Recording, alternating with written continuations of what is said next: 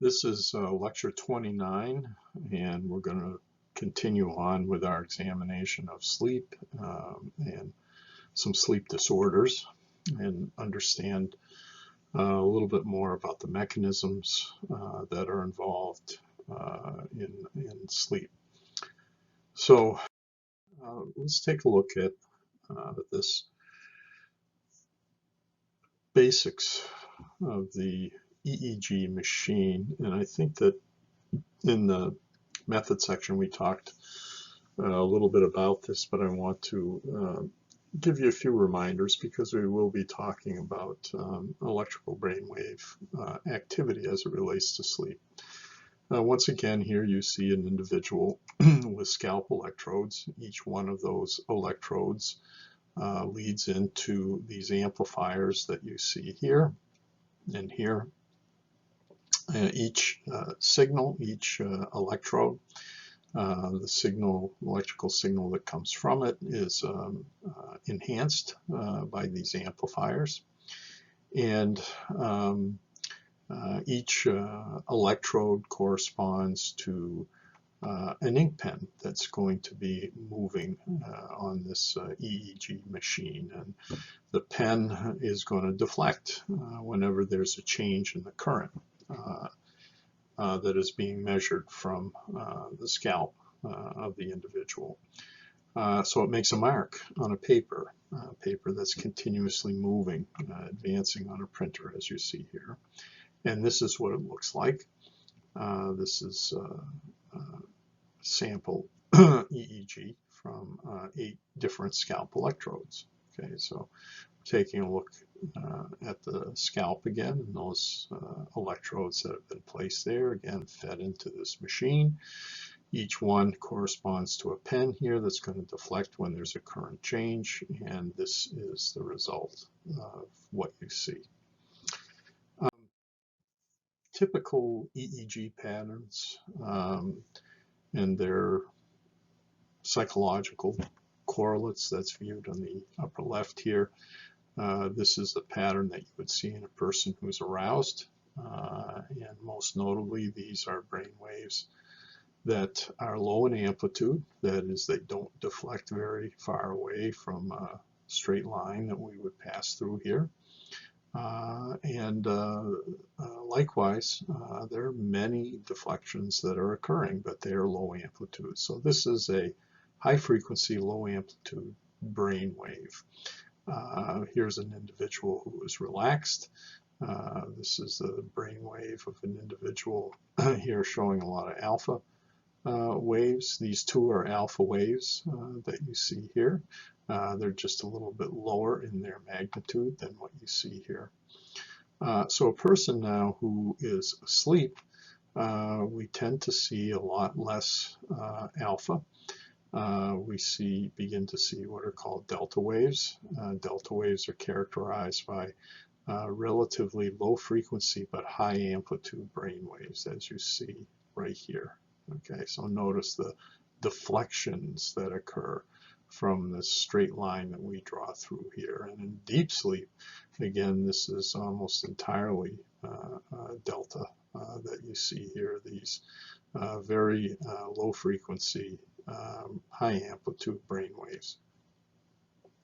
So again, this is basically how we define brain wave in terms of its amplitude and in terms of its frequency. Two researchers, Nathaniel Kleitman, you see here, and William Dement, are most responsible for defining and discovering different brainwave patterns. That is, as a person falls asleep, what happens in terms of their brainwave activity. And you can see what we call the 5 different stages of sleep, what those brainwave patterns look like, as you see here. Also you can see, some of the behavioral changes that are occurring. And you can see that in stage 1, which is only about 4 to 5% of what we ordinarily do in a night of sleep. It's very light sleep. Your activity begins to slow down. Your muscles begin to twitch a little bit. And then in stage 2, which consists of about 45 to 55% of the total sleep-wake cycle, again, here you're beginning to see some changes that are occurring in terms of the brainwave pattern. What you're seeing is these alpha waves, but those alpha waves now are starting to get a little bit higher in terms of their amplitude. So that's stage 2, and your breathing patterns and your heart rate is slowing down. There's typically a decrease in your body temperature. In stage 3, which is only about 4 to 6% of your sleep-wake cycle, this is deep sleep. And again, you're beginning to see these slow delta waves that are beginning to emerge, these low frequency but high amplitude brain waves. That's stage 3. Stage 4 is very deep sleep. It's about 12 to 15% of your total sleep-wake cycle. This is very, very deep sleep, rhythmic breathing, and your brain is producing these very pronounced delta waves that you see here. Okay, again, these low frequency, high amplitude brain waves. And then we have a very curious stage here, stage 5, which is often referred to as rapid eye movement sleep, REM sleep. Your brain waves are speeding up here. Take a look at this. This is mostly high frequency, low amplitude brain waves. Your muscles are relaxing, your heart rate is increasing, your breathing is very rapid and shallow, and during this stage, it really looks like from the EEG pattern that the person is awake. What we know now is a tremendous amount of processing of information that is occurring during this period of time. We know, for example, that during this rapid eye movement sleep, there's a lot of consolidation of memories that's occurring. And interestingly, in the research that was conducted by Kleitman and Dement when they woke individuals up during stage 5, they would almost always report these very vivid dreams. Wake a person up during any of these other stages, and they rarely, if ever, report dreaming. Okay, so it's really strongly associated with a lot of mental activity that is occurring. So we go through 90-minute cycles of sleep. It's not that we just fall deeper and deeper into sleep and then all of a sudden wake up.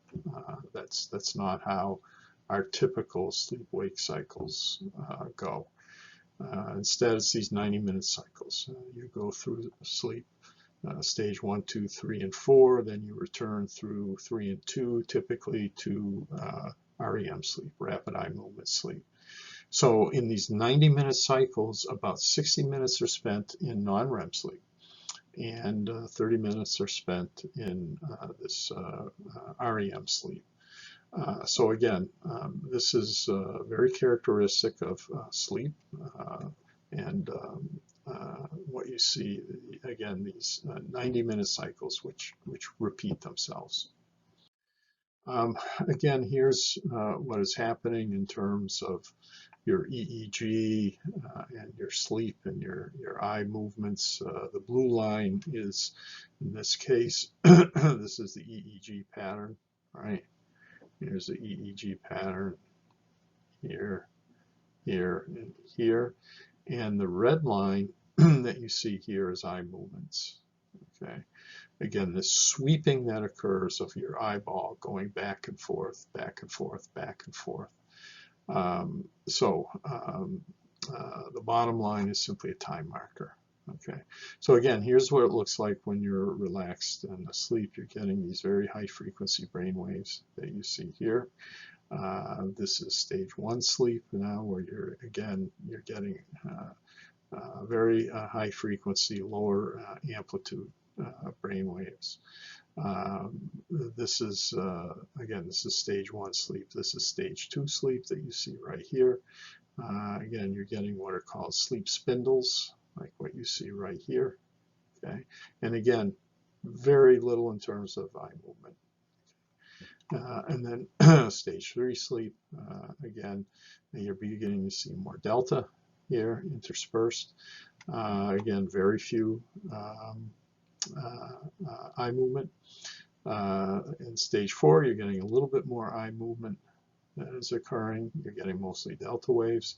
But now this paradoxical sleep, this rapid eye movement sleep, this stage 5. And again, take a look at the brain wave. It's almost looks like a person who's awake. Again, a lot of alpha waves, these high frequency, low amplitude waves, and a lot of these eye movements that are occurring, rapid eye movements.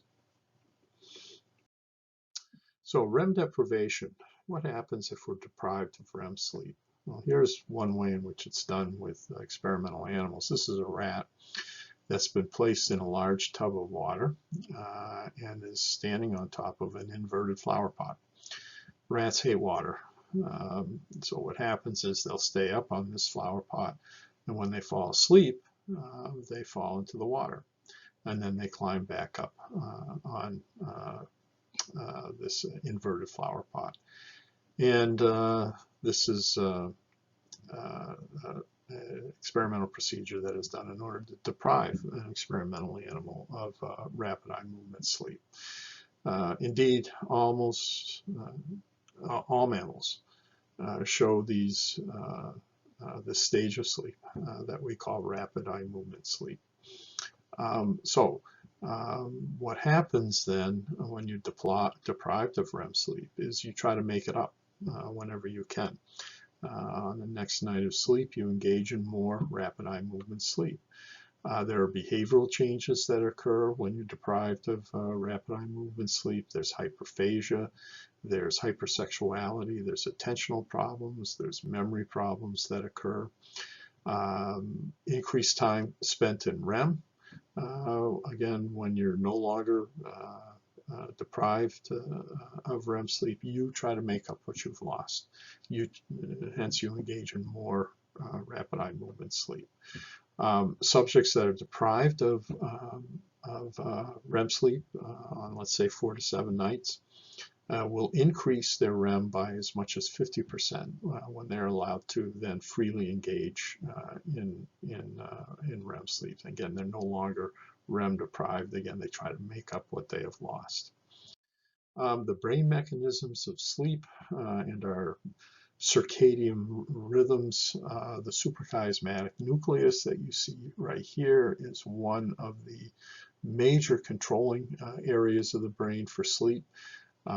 Genes also are involved in producing certain types of proteins that are involved that we see during stages of sleep, and also melatonin levels from our pineal gland. Melatonin very much involved in sleep.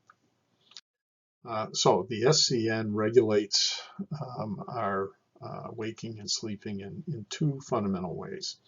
It's controlling activity that occurs in other brain areas, and it's regulating the pineal gland, again, that you see here in terms of the secretion of melatonin. The melatonin is a hormone that actually increases sleepiness, and is a treatment that can actually be used now for those individuals that are having problems in terms of their sleep cycles.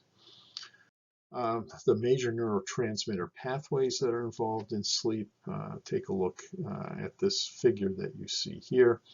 This neurotransmitter pathway that's in the green that you see right here, okay, which is extending from the hindbrain up through the hypothalamus to the basal forebrain that you see here, and then to parts of the cortex.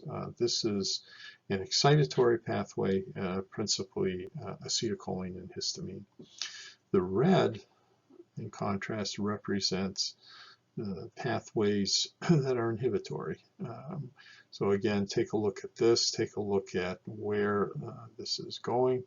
And primarily also into some of the same areas, especially the cortical areas that you see here.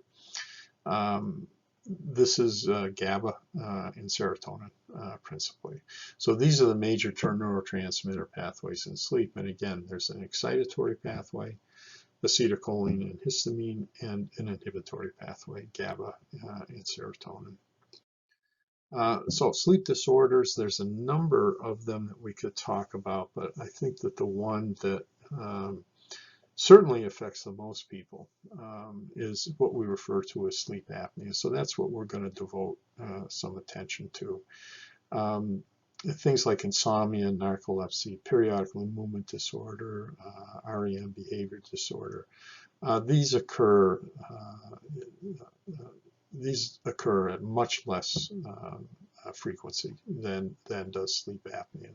So again, we're going to talk about sleep apnea, and it's the inability to breathe during sleep. What you see in the right-hand portion of the slide here is an individual who's wearing this mask. This machine that you see here is called a CPAP machine, continuous positive airway pressure. This is being created from this machine, being pushed through this tube to this mask that you see here, which is delivering this air again into your throat, and that's going to prevent your airway from collapsing, because indeed that's what happens in the case of an individual that's suffering from sleep apnea. So there are a number of different consequences from a sleep apnea problem or disorder. Individuals are very sleepy during the day because they're not getting enough sleep at night. They're showing impaired attention oftentimes. It's also associated with depression.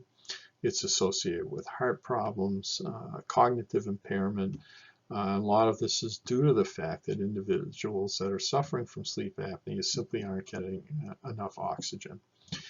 Luckily, in many hospitals here in the United States now, they actually have sleep disorders clinics in which they regularly diagnose this. People stay typically overnight, sleep there overnight, and are monitored in terms of EEG, are monitored in terms of their rates of breathing and so on, and we can diagnose relatively quickly whether or not an individual is suffering from this disorder.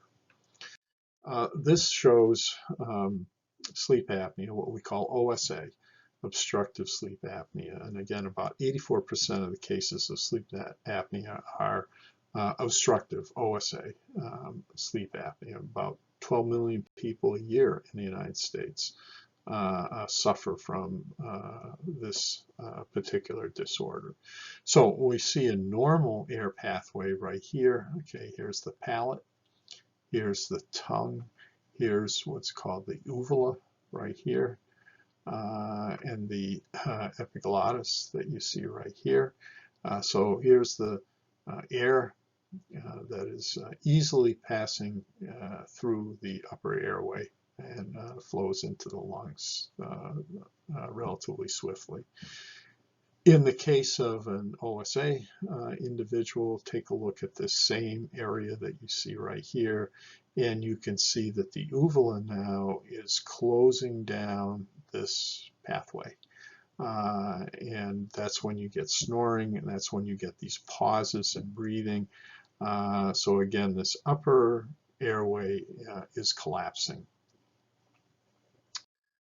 So symptoms of sleep apnea, typically individuals have about 5 to 30 episodes an hour.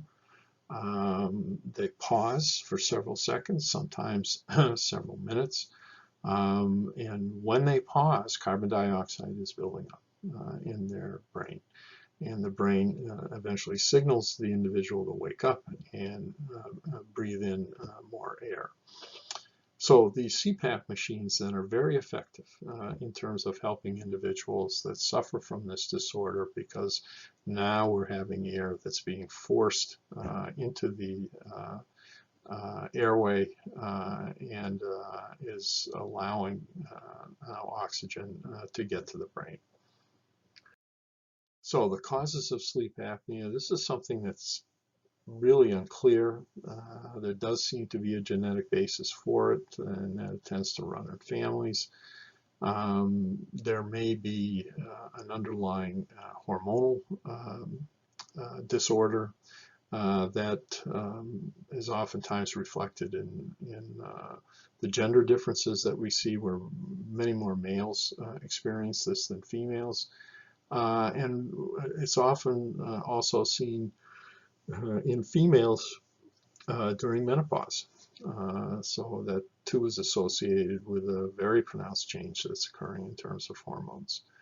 It is something that we see with advancing age.